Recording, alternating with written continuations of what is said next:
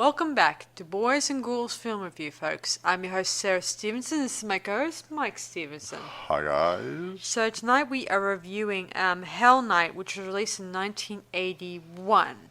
Exactly. It's a supernatural horror, isn't it? It is. Yeah. Supernatural slasher film. Sorry, my mistake. Yes. Yeah, we just made that establishment before we started Yeah. sitting down to write a review, obviously.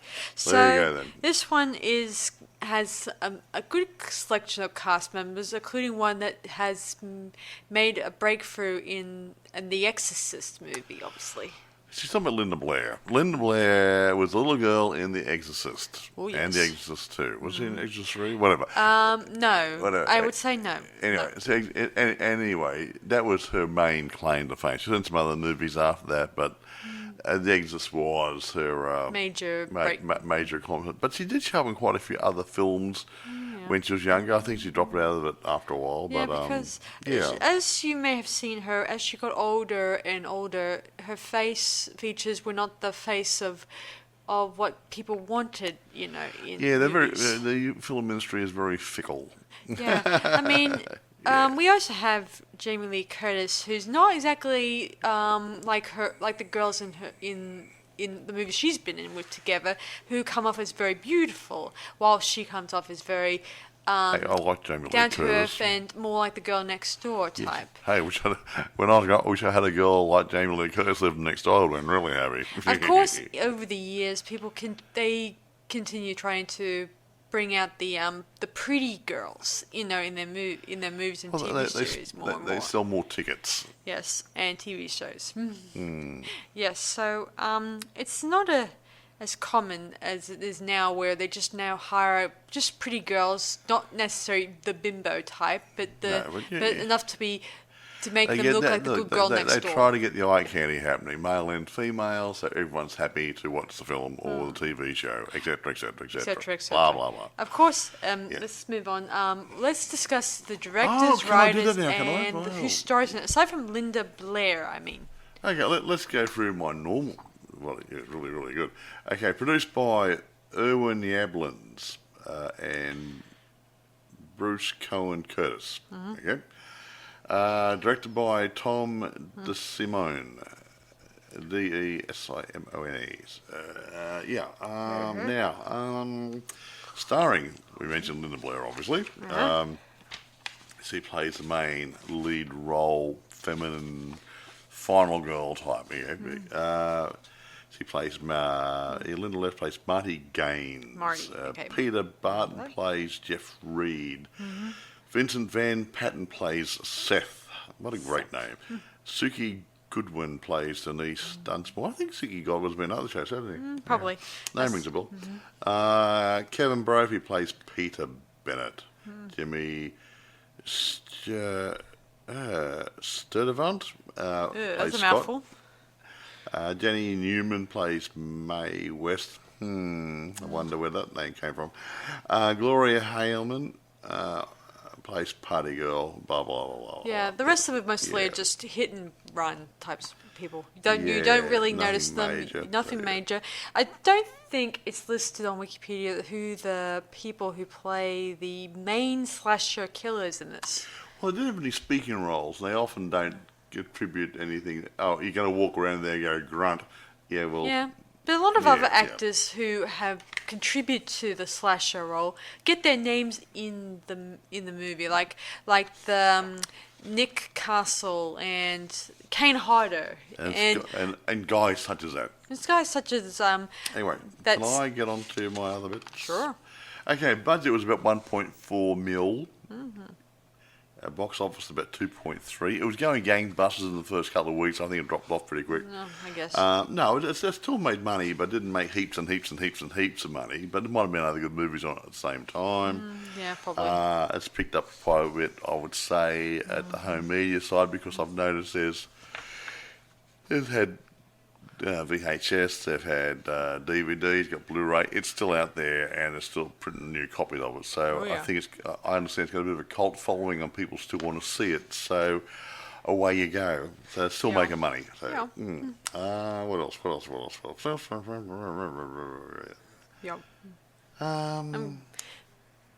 Interesting development. I don't normally do this straight up or at all. Randy Feldman, then a recent graduate from the University of California, wrote the screenplay for Hell Night over an approximate 5-week period. There you go. I see. And he was loosely inspired by the plot of Black Christmas, etc., etc.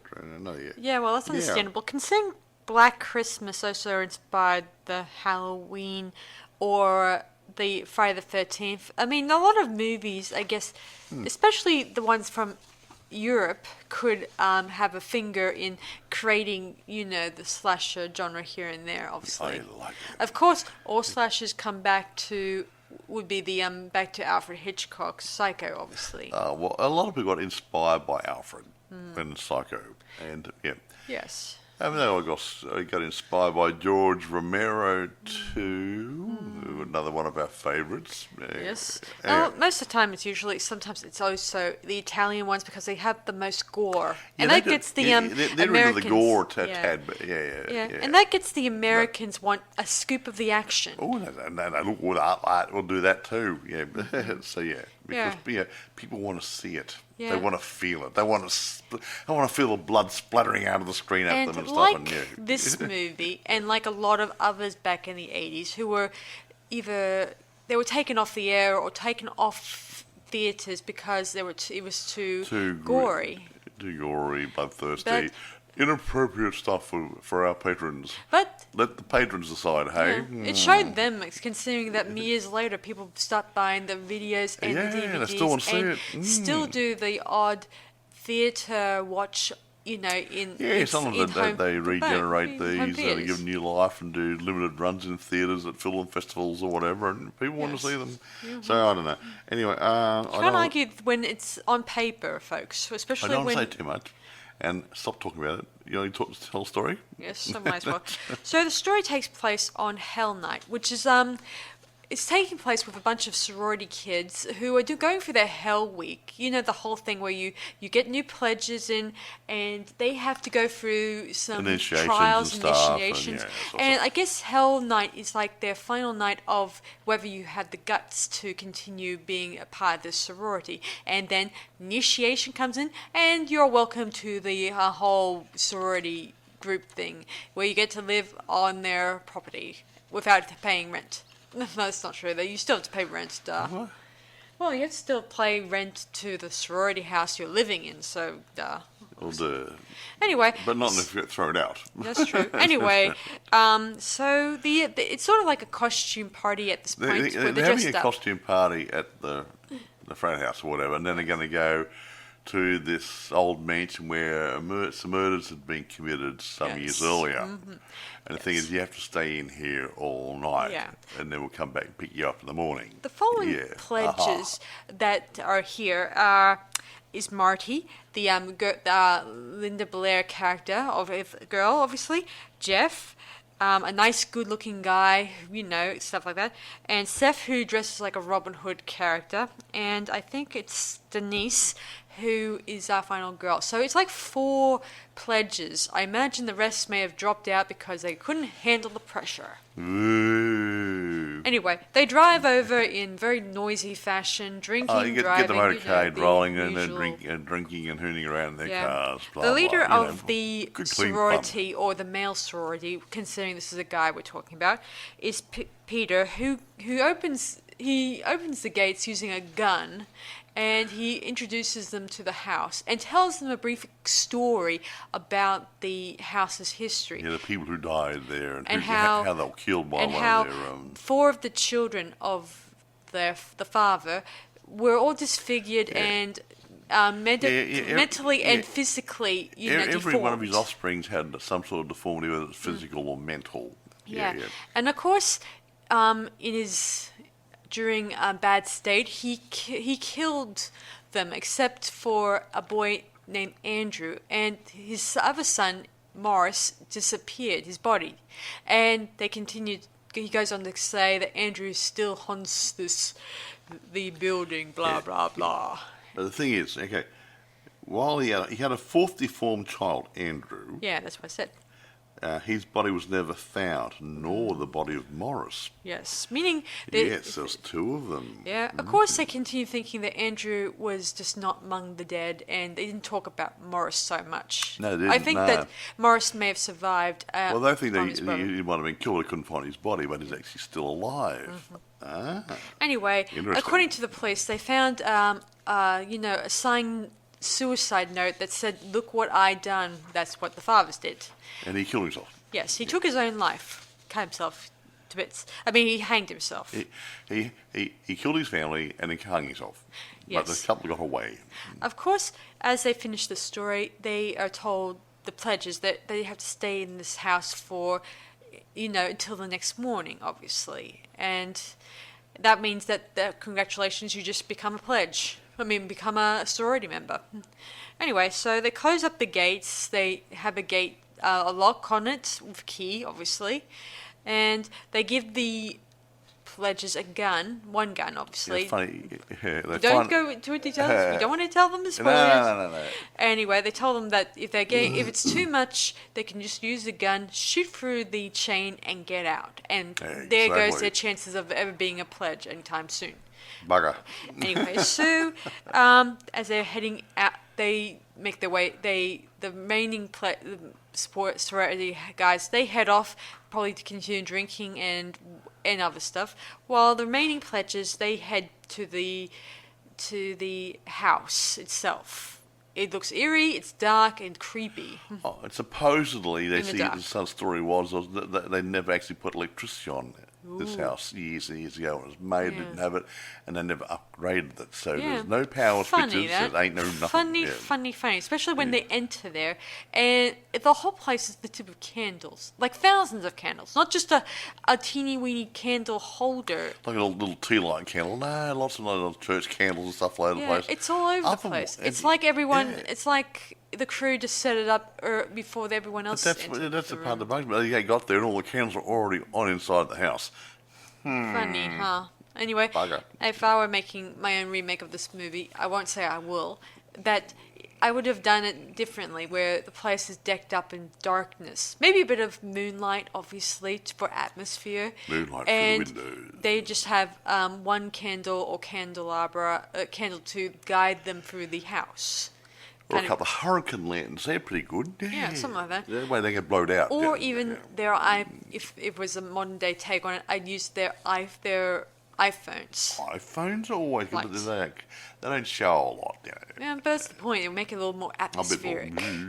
Anyway, Yeah. so the group divides. Like, Seth goes with Denise to their room while leaving Jeff and Marty alone in the dining room, I think it was. Or wherever. Yeah. Yes. And Somewhere. yeah. So they separate, and of course, while they're on different benches, different parts of the house, they hear some screams coming from one of the parts of the house, and they assume each other that it was possibly either Denise or Marty, but it's not. So they go up to one of the rooms and they find a little teeny weeny speaker there, indicating that Peter and Scott and May, members of the sorority, have set up some Why the wires. police was sound? They're going, Yeah. screaming and stuff in the background. Yeah. Yeah, and setting up, a video projector. I don't know how. Yeah, it's pretty good actually. Really, really good. in one scene, which reminds me a little bit of something out of that. What's it called? Not Scared Stiff. Ghost Breakers. That's right. Yeah, when the ghost walked across the. Yeah, which makes me think of that. Yeah. And it's pretty much very campy, stuff. Creepy masks, stuff like that. Nothing gory. But of course, it spooks the girls and spooks the guys a bit. And eventually, as they're going to bed, the members, after they unplugged a couple of the wires because they want to get a good night's sleep, if they want to get through the night, obviously. Oh, I should mention, it's like they have 6 hours of being inside this house, which means it could have been about midnight when they came there. I get the impression they got there about midnight. Now I think they mentioned midnight. Yes. And they're going to come back at dawn. Yes. Which is about 6 o'clock. Which could be about 6 o'clock, roughly. Anyway, so soon enough, Peter and his group, they start trying to find other ways to spook them, and of course, May is going to a different part, and she gets dragged by this unknown individual into a pit and gets her head slopped off. Yeah, bugger. Later on, I think it's Scott, he goes up to the roof and probably is about to use a mannequin to hang outside the window, obviously, to scare one of the girls, of course. But luckily enough, he gets attacked and he gets dangled out the window. Yeah, he does, actually. Oh, yes. Anyway, by this time, the group is asleep and unaware of what's happening until some things start happening where one of the girls, Denise, disappears, and the rest of the group start getting wigged out and thinking this must be another pledge thing, but it's not. They then quickly they also discover in Seth and Denise's bed May's head, decapitated, obviously. Yeah, it's laying on the bed. Anyway, this scares them. They plan on going to the fence and trying to blow out the lock. Of course, with the gun, obviously. But fortunately, the gun's loaded with blanks. Yeah, it was loaded with blanks. Yeah, making it a cold gun, if you will, being technical about it. So he decides to climb over the fence to try to get some help. So he climbs over the fence and he nearly gets his nicked by the fence. Did he get a jab in his shoulder or something? Yeah, he got a little teeny weeny nicked, obviously. And eventually he gets to the other side and he makes his way off, of course, leaving Jeff and Marty alone, obviously. And along the time, as they're waiting for him, of course, they have serious doubts he will return. Of course, all the times the Andrew, the creature, we don't see very much of him in most scenes. Obviously, we get to see a lot of shots where we don't see his face. We get silhouette shots, probably chasing them a couple of times in some scenes, obviously. Anyway, in this scene, he peers through a trapdoor, and he's peering through a carpet of sorts. And also, there's a lot of POV shots, obviously, point of view shots. Yeah. Obviously. And, of course, he was about to attack him, but luckily enough, Jeff brings with him a pitchfork he bought from outside to, stab Andrew. He had a carpenter, remember? Yes. Of course.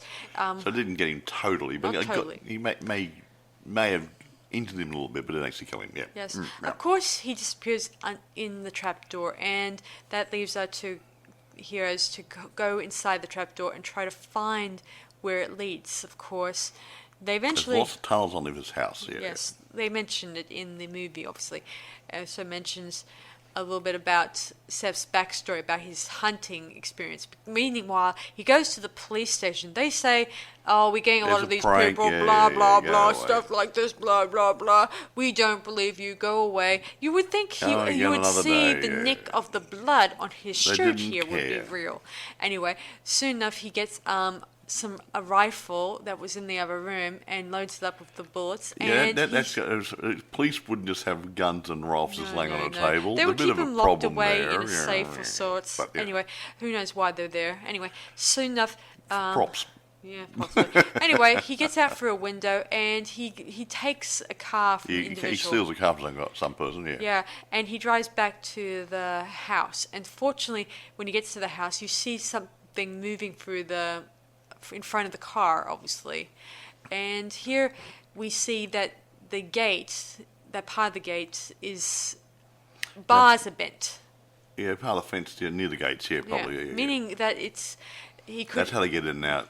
Yeah, naughty guys. Yes. So he ends up going through there, and he gets attacked by none other than Morris, the other son that was mentioned that he was killed, but he somehow survived, and eventually he ends up getting shot twice by Seth.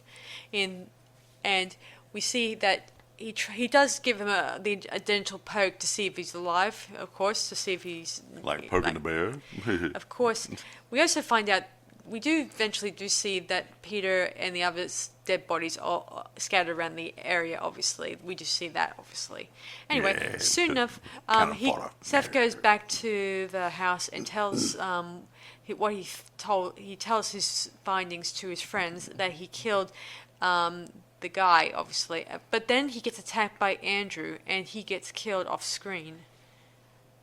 Handy. Yes, and Say special effects. yeah, and somehow either Seth or Andrew drops the gun, and Marty decides to go and get the gun, quietly, peacefully. But fortunately, Andrew attacks her. But luckily enough, Jeff and Marty quickly get away. And of course, I should mention they do just discover Denise's body that was sort of amongst the dead remains of both Andrew's dead sisters and possibly his dead dad. Now, pause here.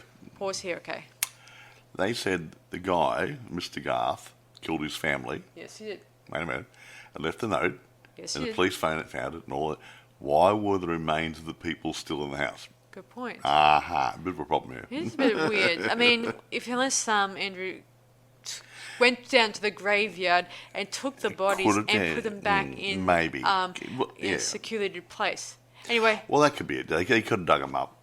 Anyway, so he starts chasing Jeff and Marty throughout the house, and they get to the room and they try to block it off, but fortunately he's strong like a Frankenstein monster, because when you think about it. Yeah, he was. He was very strong, yeah. They quickly climb out. Same sort of dialogue too. Yeah, they quickly try to climb out onto the roof, through the window, but Jeff doesn't make it. And Marty gets out. Jeff gets thrown from the window into his death. Look, Mummy, I'm flying. Ah! Sorry. Yeah. Anyway, Marty continues going throughout the roof. She finds the rope ladder that one of the frat guys were using to climb onto the roof earlier, and she discovers the other dead remains of Peter and Scott, dead remains obviously, and she goes she takes the key that I think Peter had. Yeah. That he had on. So he found him in the maze. Yeah. He had the key in his hand. Yeah, it was a little difficult. His hands were still clutching it. A bit of rigor mortis setting in. Yeah. Yeah. She eventually gets it off, and eventually makes her way to the fence. To the gate, and after a few fumbling attempts, she manages to get it open and eventually gets out. And she gets into the car, has a hard time starting it up, but soon enough she gets out of the car.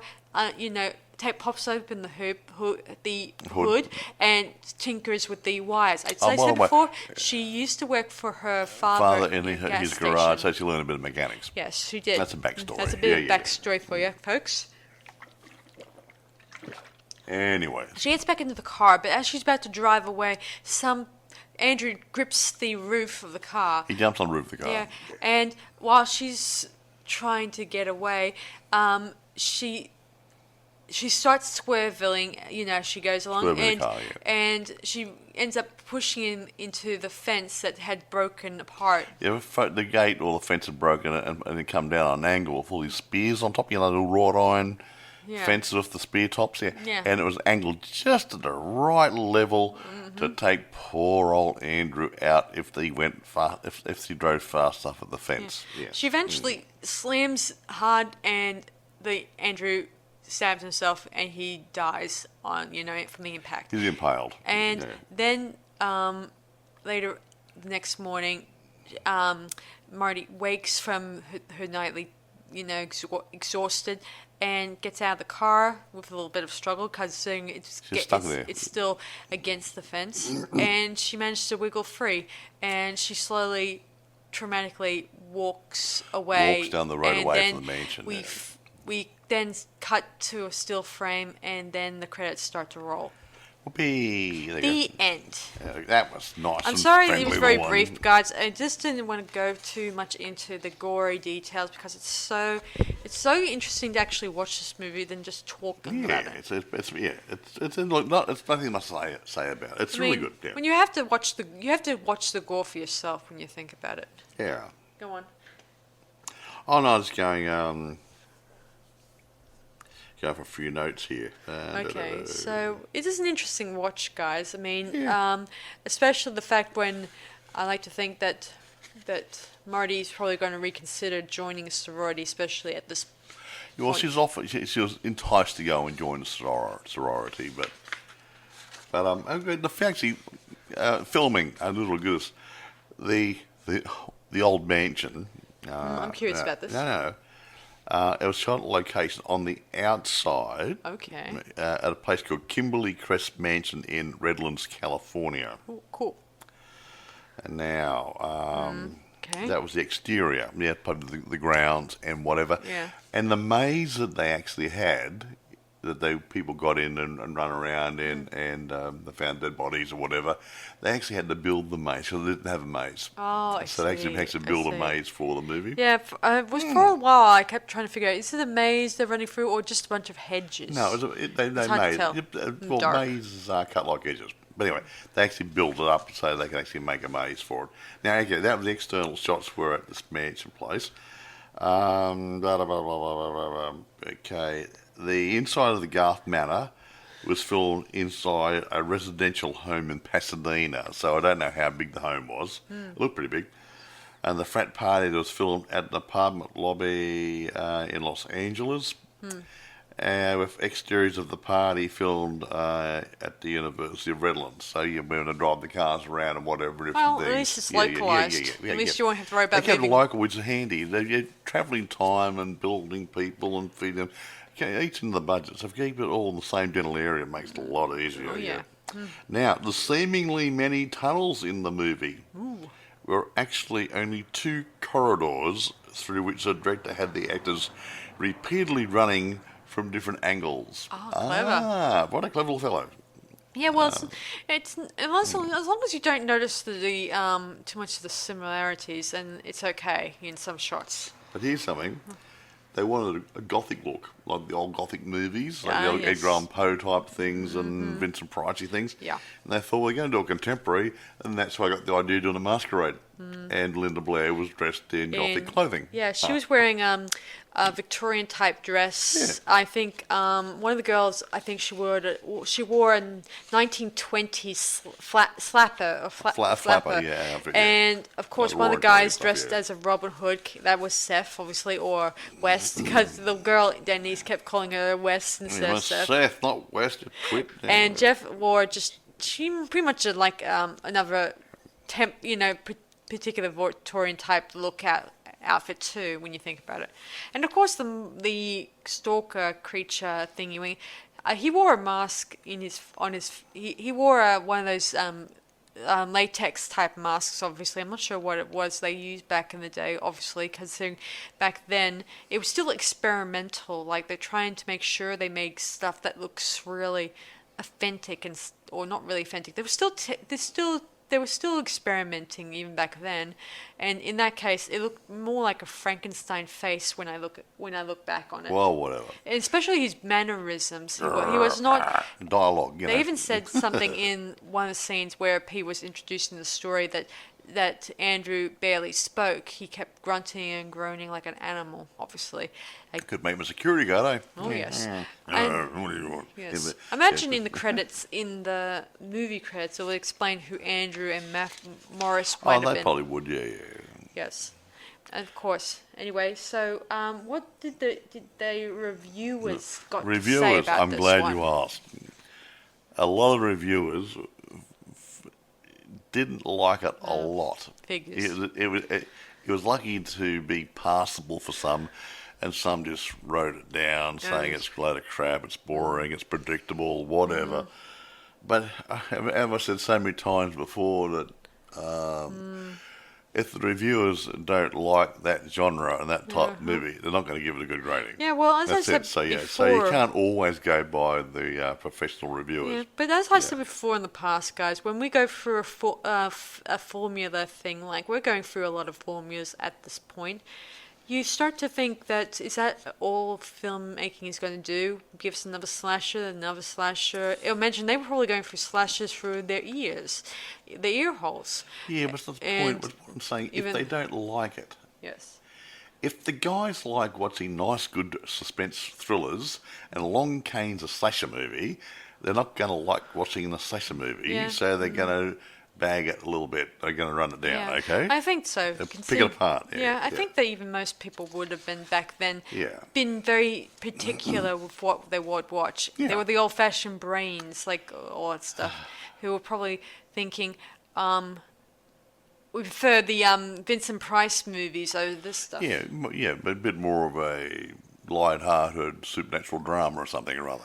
That sort of stuff. Yeah. Or what's the... So, if they don't like it, then they don't like it. So, Yeah. remember someone rated one of your things and gave it 0 because the guy didn't like that genre? Yeah, don't mention any names. Exactly. I was for- going to say, so yeah. So that crap happens. No. Well, you're going to find but that. the paying public went there and it actually made money at the box office. Yeah, box It office is numbers still don't lie. selling as home media. Has been selling as home media ever since it was released. So obviously it must be making some money, and a lot of people must like it. There you go. Has got a cult following, obviously.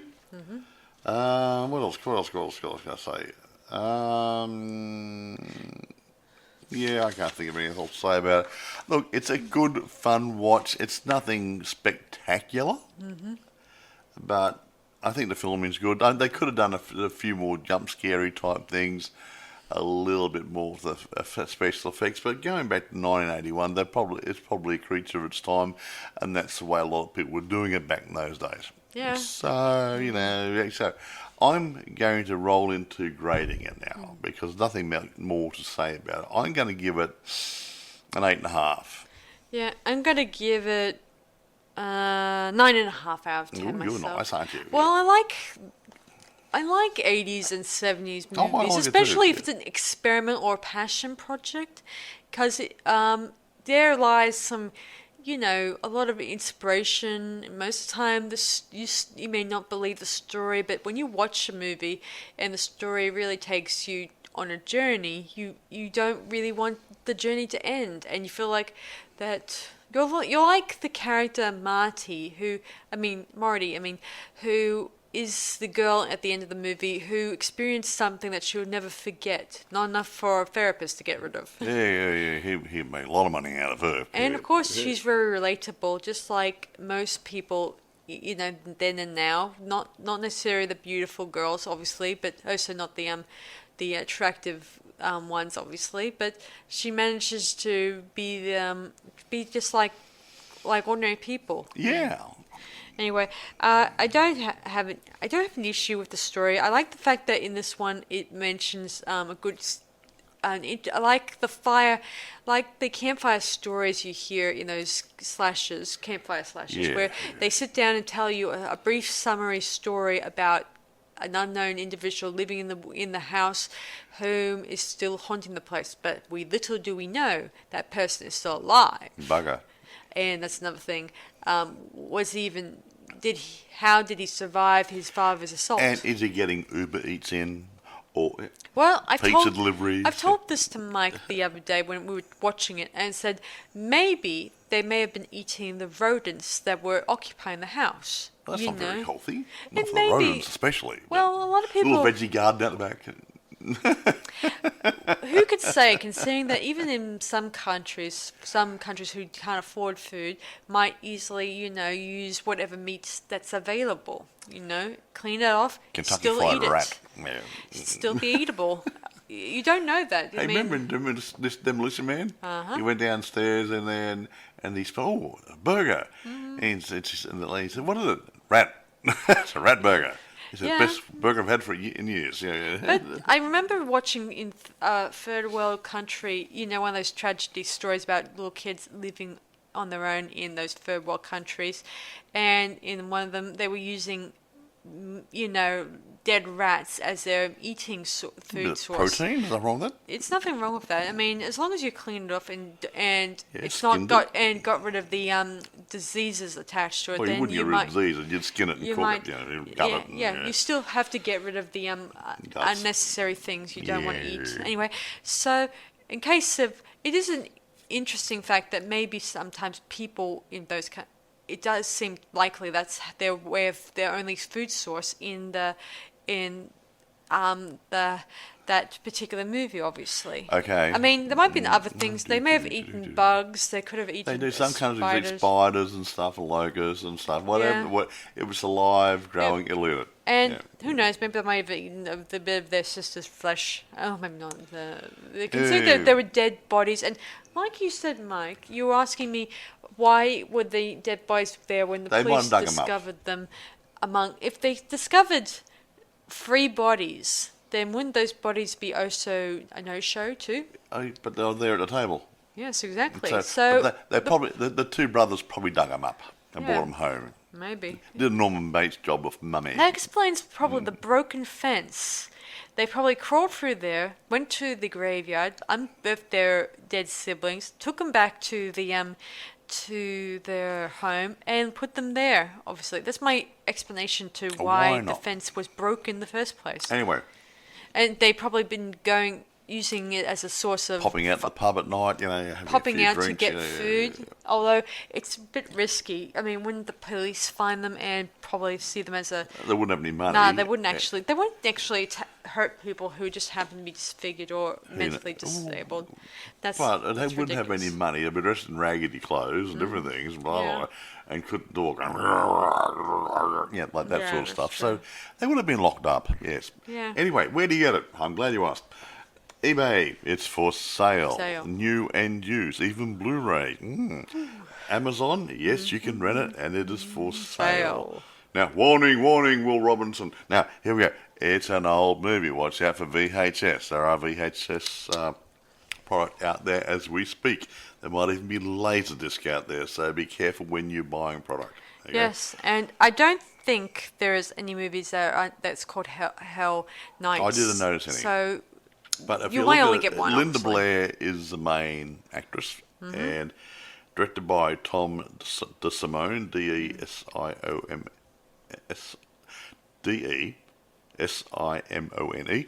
So he is the director.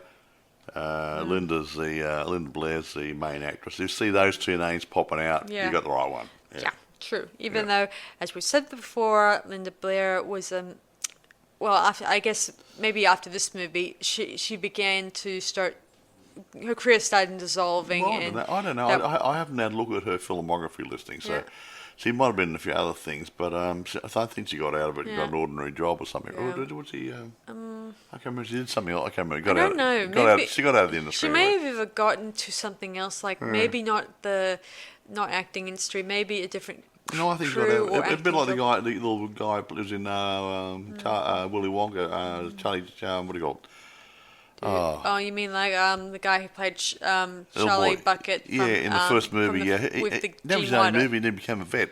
Yeah, she might have gone on to become a retired actor. Like there are some retired kid actors who would work for a while and then break and leave the industry. I'll say Macaulay Culkin, good example. Really good, cute kid actor in Home Alone movies. Yeah. But he didn't have the looks to be a leading man. Nope. He might have been able to act a bit, when he got older, but the point is he wasn't a big draw card. No. So what are you going to do? You get a real job. Or behind the scenes producer, director or something, or a writer. That's the thing. I mean, he's been trying to act his way, but like Mike says, he's not the leading man type. Yeah. And his looks have sunk to a deep level. Well, Ronnie Howard, another good example. He's a great child actor. And in his teenager and young adult, he was in Happy Days and American Graffiti. He did really good, but he knew he was never going to be leading man type, action hero type, so he got into producing and directing and made a lot of money and made a lot of people really happy. Yeah, he's managed to get himself a different type of job in the industry. In the industry, and he's proven to be a very good producer-director. Other kid actors, of course, have either retired and sort out a real job or a real position, and of course are still remembered for their role in that kid role they did years ago, and probably get constant emails or messages from them asking, could we have an interview with you? And they probably do, which they often do. Keep the fans happy, Keep the audience happy. Do you want to kill it now? Yes. So that's Hell Night. So that's our thoughts on this movie. So it's up to you. It's a good watch. It's a good, fun 80s film to watch. In short, it's up to you now to watch the thing. So let us know in the comments what you guys think of this movie. I'll try to find a link from Tubi or from on YouTube, and give it to you guys on the link below, obviously in the description box. If you want to do it that way, but like I said, you can rent it through Amazon, and you can buy it for Amazon and eBay. So, but again, if you're going shopping, watch out for VHS and Laserdisc. Yeah, in case if it just it naturally gets deleted because sometimes these videos on YouTube, they get deleted because of And the quality's really copyright bad. issues. The copy's really bad too. Sometimes it's really compressed and it's the second and third and fourth generation copy, and they're really hard to watch sometimes. They're blurry and not overly impressed sometimes. So. Yes. Remember the time I watched Death Takes a Holiday? Oh, yes. We had a view. That was compressed. Yeah, but it was also zoomed in. Yes. So you didn't have the full screen. No. For some stupid reason. Ridiculous. You couldn't even watch it. It was grainy, really like looking through a fly screen. Yeah. And it was half the screen was missing. Why did they bother? I don't know. I don't know. It's ridiculous what people do. But they're trying to get shown. But, of course, some of these times I was going to say that sometimes these people on YouTube, they pull it off because it's breaking copyright or laws and rules. Instead of sometimes the ones, if you want a good copy of it, you could probably have to pay something for hiring fees, obviously, to. Let me finish, please. But I was raising a thing about Death Takes a Holiday. That would have been public domain. Yes. That wouldn't have been the problem. And the reason it was altered so much was so that they won't get pulled off YouTube. And that's why they often alter the audio, because they think that it won't cause it more issues. They try to alter it as much as possible so they won't get it pulled. I couldn't. They recognise it. Of course, it's an issue, but most people just want to cheat YouTube sometimes, or sometimes. Other times you can get on Tubi, obviously, but other times it just gets pulled off for some reasons. You can't always get something for free for nothing when you think about it. Oh no, you don't always get stuff for free. But I was saying that particular movie would have been public domain. Mm-hmm. So why crap it out? I don't know, Mike. You can get newer movies which you can watch in their entirety for free. So I don't know. Anyway, it matters I not. don't care. So that's about it from us, guys. So it's now time for us to shove off. Put my pajamas on. No. So that's about it. So I'll see you guys next time on our Boys and Ghouls Film Review, and we'll see you guys for our next podcast, which I hope to review for you guys. Waxworks, this first one and the second one, preferably together. Waxwork, Waxworks. Sorry. Yeah. Hopefully, both of them can keep us one less episode at a time. Yeah, it's not the Waxworks with Vincent Bright. It's a modern adaptation of a theme. How's that? Yeah, it has more of a supernatural. I wouldn't say horror. It's more like dark fantasy or something. And it's not old. They're not old films either. Although the trailers keep on making out that it looks like creepy horror, but in a comedy sense. Yeah. Anyway, it's a comedy horror. Yeah. So that's it from us, guys. So thanks for listening to us, everyone, and we'll see you guys for our next podcast. This is Sarah Stephenson And Marvel. saying see you guys around on Boys and Ghouls Film Review. Bye for now and have a good week. Bye.